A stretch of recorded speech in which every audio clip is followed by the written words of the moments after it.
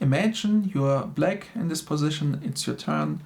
Would you consider the move rook to d8 to be a good move?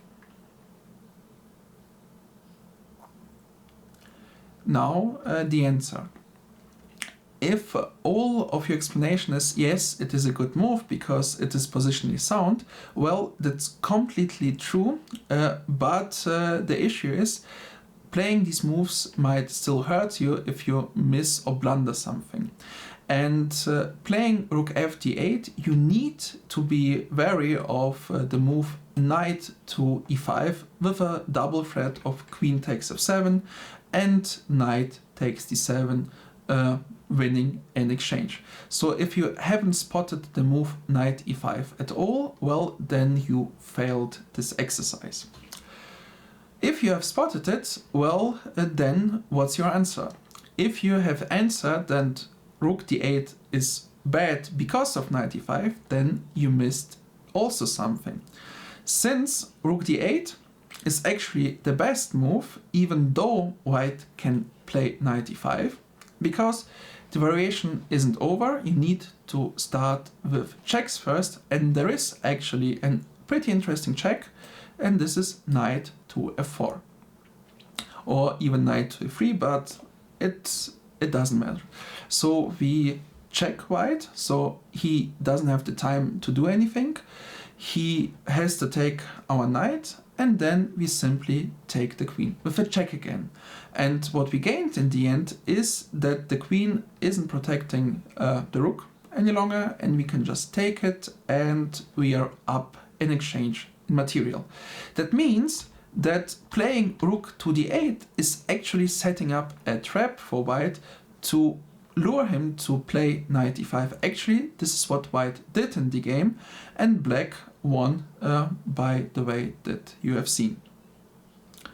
Final position, it's white to move.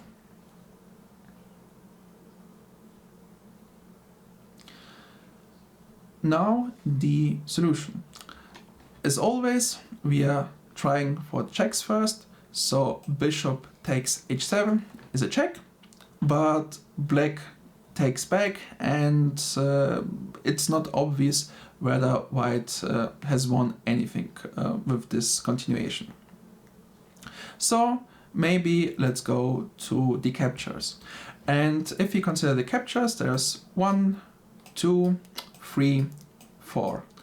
And my trap for you in this exercise was that you would think that, well, why we just don't take the pawn and be happy with the position, since this is not the best way to continue.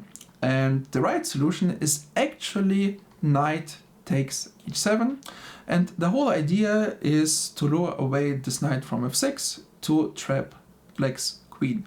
And so we exchange two knights for a queen, which is more of an advantage than just a pawn. Just in case, you can also start with knight d7 and then knight takes h7. It's a minuscule worse, but it's still winning for white. And the only way how you don't win is if you continue like this one and you try to play bishop knight d7 yet, because after, let's say, bishop takes g5 and knight takes f8, black has 3 pieces for the queen, and he's fine. So in the starting position, if you consider all of the moves the proper way, then you have found the solution.